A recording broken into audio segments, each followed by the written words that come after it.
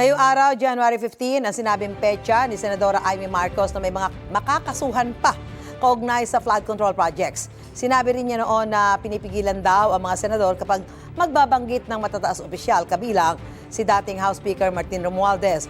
Hamon ngayon ni Senate Blue Ribbon Committee Chairman Senator Ping Lacson kay Senadora Marcos dumalo sa pagdinig at doon maglatag ng mga ebidensya. May unang balita si Mark Salazar. Sa pagpapatuloy ng investigasyon ng Senate Blue Ribbon Committee sa anomalya sa mga flood control projects, isa sa mga gustong mabigyang linaw ni Senador Panfilo Lacson ang nasagap niyang pagbili umano ni dating Speaker Martin Romualdez ng property sa Makati. Ginawa raw ito ni Romualdez sa pamamagitan ng mag-asawang kontraktor na sila Curly at Sara Diskaya. Ayon kay Lacson, may inaayos siyang pulong kasama ang dating may-ari ng property at naghayag daw ito ng kahandaang tumestigo. We would like to clarify persistent reports that former Speaker Martin Romualdez had purchased a house and lot in a plush subdivision in Makati City using the Diskayas as front in the said sale. If verified to be true, this could possibly establish a direct connection between the former Speaker and the Diskayas. Ang abogado ni Romualdez itinangging sangkot ang dating House Speaker sa naturang transaksyon. Ni minsan ay hindi raw nakapulong ni Romualdez ang mga Diskaya na nakilala lang niya sa mga ulat ng media. Ipinunto rin ng abogado ni Romualdez ang dati nang sinabi ni Curly Diskaya na wala siyang direktang transaksyon kay Romualdez at nine-name drop lang umano ng ibang tao ang dating House Speaker nang hindi niya nalalaman. The claim in the report about using the Diskayas as a front in a property purchase is outright baseless. Representative Martin Romualdez respects institutional processes and is confident that any fair and evidence-based inquiry will ultimately prove him right. Hinimok din ni Lacson si Senator Amy Marcos na sumipot sa pagdinig sa Lunes. Doon daw siya maglatag ng ebidensya laban sa kanyang pinsan sa halip na maliitin ang kredibilidad ng Blue Ribbon. Noise does not convict. Neither does it indict even who may be perceived as the most guilty in the FCP or flood control project saga. Only evidence does. Kaya kung meron siyang mayaambag na ebidensya para madiin ang kanyang pinsan, sumali siya sa pagdinig. Walang pipigil sa kanya at walang magbabawal sa sasabihin niya o gagawin niya. Sinagot din ni Lacson ang patutsada ni Senator Marcos na magsabunatan na lang sila. Una, hindi po peluka ang aking buhok. Idugtong ko na rin na walang peke sa mukha ko. Hindi rin pustiso ang ngipin ko. My teeth are all mine.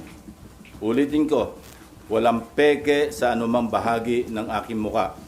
Pangalawa, lalong hindi ako bakla. At kung iniisip ni Senator Amy na bakla ako, wala siyang maaaring makita na macho dito sa mundo. So, anong intention niya? Sirain yung credibility ng investigation ng Senate Blue Ribbon Committee? Hindi ko alam. Hindi ko alam kung bakit ginugulo niya. Tugon naman ng senadora sa isang Facebook post, hindi naman niya tinawag na bakla si Lacson. Wala rin daw masama sa pagiging bakla at sa pag-enhance ng kahit ano para sa sarili. Hihibayin din sa pagdinig sa Lunes ang Cabral Files o ang sinasabing listahan ni dating DPWH Undersecretary Catalina Cabral na mga mambabatas na may mga proyektong pinaglaanan ng budget ng DPWH. We'd like to know more about the so-called Cabral Files.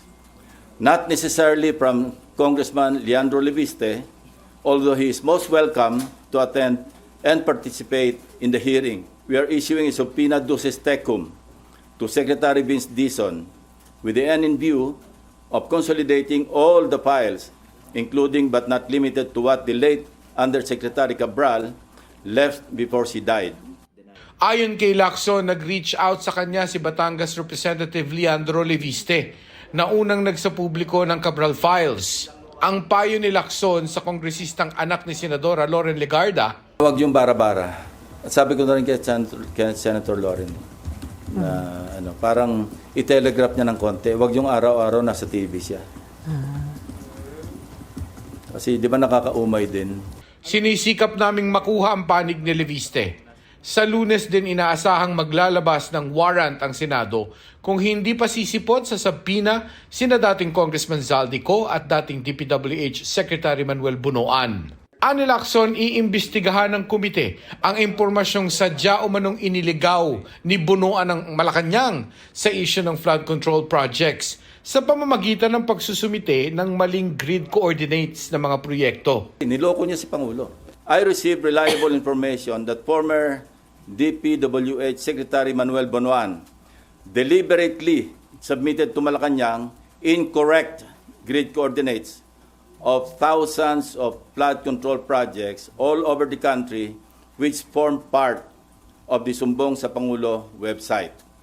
This resulted in grossly inaccurate data involving some 421 ghost projects on previously inspected flood control projects earlier reported to the public by the said department. Sinisikap naming makuha ang panig ni Bunoan.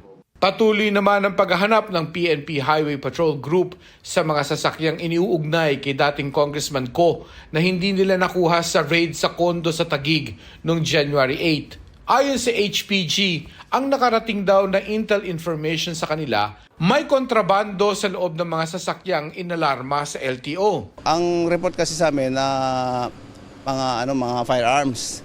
Pero obviously wala namang firearms doon. Siguro sa ibang mga kasi hindi lang naman yung 4 ang hinahanap namin yung iba pa baka nandoon. Kabilang sa hinahanap ang isang sasakyang subject ng warrant of seizure and detention at 10 sasakyang nakaalarma sa LTO. Sa 4 na sasakyang nakaalarma na kinumpiska sa raid nung nakaraang linggo, 2 lang daw ang nasa Vehicle Management Information System o VMIS ng HPG. Na-establish na namin kung sino yung mga may-ari and we're going deeper doon sa verifications. So nagpo-pull out records na kami doon sa mga other documents.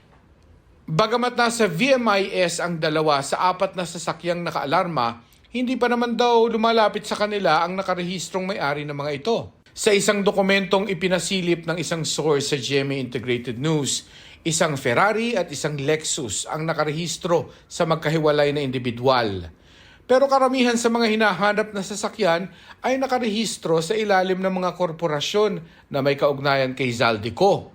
Sinusubukan naming makuha ang panig ng abogado ni Ko.